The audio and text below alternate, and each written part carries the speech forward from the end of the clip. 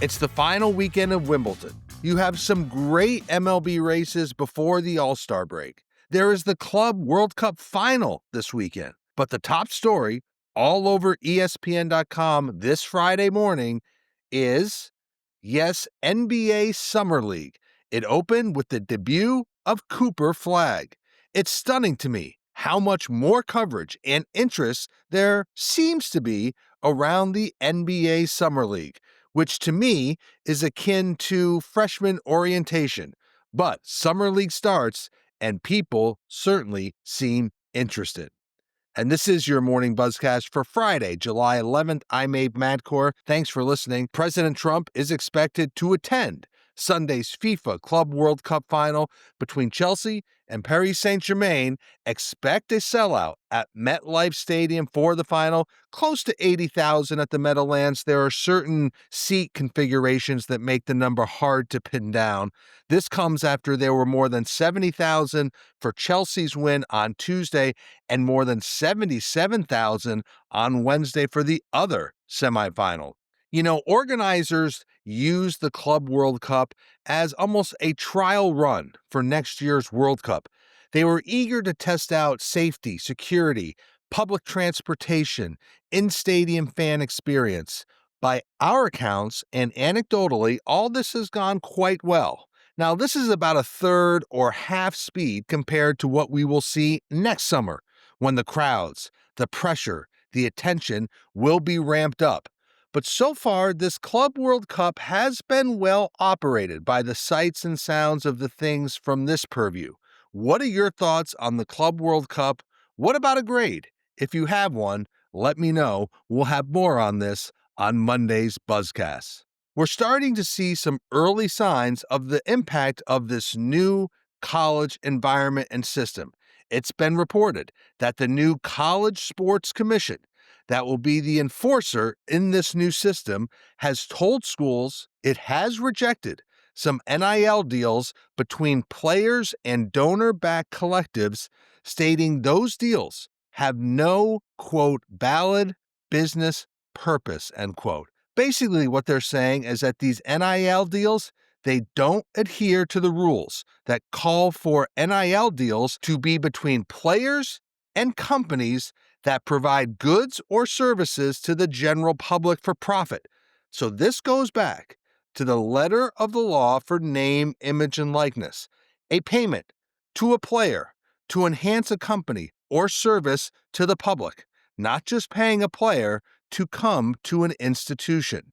This is the role of the new College Sports Commission, in charge of compliance and enforcement and review. And so this certainly is a concern for collectives, which of course have proven to be a very effective way for schools to indirectly cut deals with players.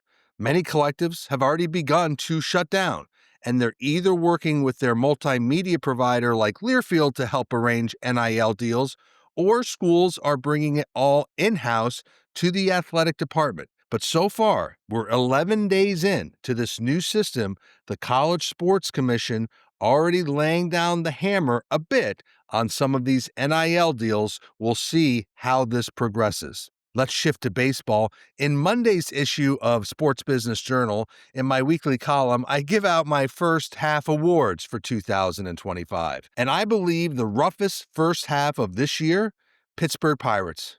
Why would you ask? Well, let's go through the ways.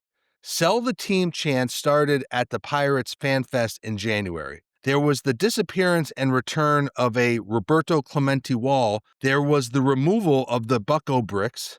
A fan fell 20 feet from the stands onto the field where he said he broke everything. A PNC Park game day employee was suspended after an altercation with the fan. The team fired its manager in May. They've been sitting in last place in the NL Central all year long, pretty much.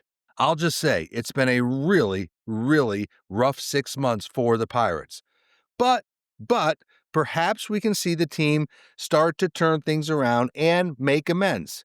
The Pirates announced on Thursday they will replace approximately 10,000 of those Bucko bricks outside of PNC Park with a permanent fixture with bronze plaques mounted on the ballpark's exterior wall with the names that were initially on the bricks. What were these bricks?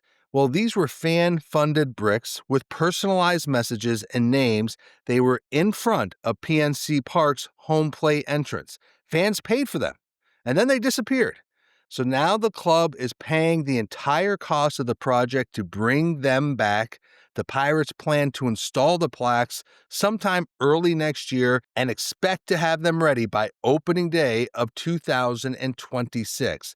So the bottom line, the Pirates made a move. Fan outrage was everywhere around the Pittsburgh market and around the Pirates fan base. Now the Pirates are looking to restore those bricks, make amends with the fans, a first step in what the Pirates hope can be a turnaround for better days. Shifting to football, we know the Chicago Bears are in the midst of looking at a new stadium in the suburban location of Arlington Heights, changing their focus from a downtown stadium in Chicago. So to study their fan base and perhaps to get a read of their fan base, the team has sent out a survey to some season ticket holders asking their opinion about a venue, the cost of a ticket, how they spend game days. For example, fans were polled about how they would spend time before and after a game. Would they tailgate? Would they want to be in a restaurant or a bar by the stadium? Would they want to be elsewhere? On non-game days, would fans consider visiting the stadium to see a Hall of Fame or a museum or to listen to music or to shop or to dine? They also asked fans how long it takes them to get to Soldier Field and how they would plan to get to any new stadium. Would they go by car? Would they be open to taking a bus, rail, or private shuttle? Many of these questions aim to see just how comfortable fans may be coming to a venue outside of Chicago with a mixed-use development and other attractions nearby. So it's smart for the Bears to look for as much information about their fan behavior and their fans' interests before making such an important decision on a future venue. You know, I got a friendly dig from a loyal listener yesterday for saying frequently on the Buzzcast, quote, "As you know, I'm a tennis guy," end quote. Yes, I'm looking at you, unnamed listener. Well, tennis is important to me, and tennis has been amazing at Wimbledon. The quality of play from these players is like nothing I've ever seen in my life. The players are so good these days. The women's semifinals, so fun to watch on Thursday. Looking forward to the men's semis on Friday and, of course, finals weekend. In terms of tennis agents, it's been another successful Grand Slam for WME's tennis division. So WME represents both of the women finalists, Iga Swiatek and Amanda Anisimova, who will play Saturday morning in the women's singles final. WME also represents both Carlos Alcaraz and Taylor Fritz, who will compete for a spot in the men's final Sunday. On the other side of the men's draw, Jannik Sinner, he is represented by an Italian agency called Avima, and Novak Djokovic is represented by his current advisor, Mark Madden. But WME's tennis division representing a clear majority of the players in these final couple of rounds of Wimbledon. We'll end the Buzzcast on some quick hitters. First, no decision yet. That's the word from the NCAA about the men's and women's basketball tournament possibly expanding. It was discussed in depth this week at the NCAA's basketball committee meetings. Remember, we've talked on the Buzzcast about the NCAA possibly expanding the fields to 72 or 76 teams or sticking with the current 68-team model.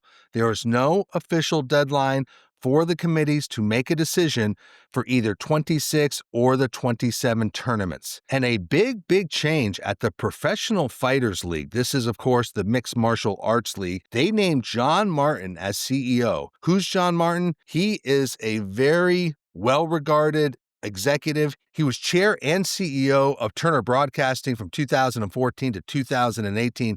Prior to that, he was CFO at Time Warner for a number of years. So a very accomplished, high-level executive becoming CEO of the Professional Fighters League. They, of course, always look to compete with the UFC. Peter Murray, who was CEO, will transition to the role of CEO of PFL International. He'll report directly to John Martin, but he'll have more of an expanded global structure and oversight. So some changes as the PFL continues to try to plant its flag around the world. And so that is your Morning Buzzcast for Friday, July 11th. I'm Abe Madkour. Thanks for listening. Stay healthy. Be good to each other. I'll speak to you next week.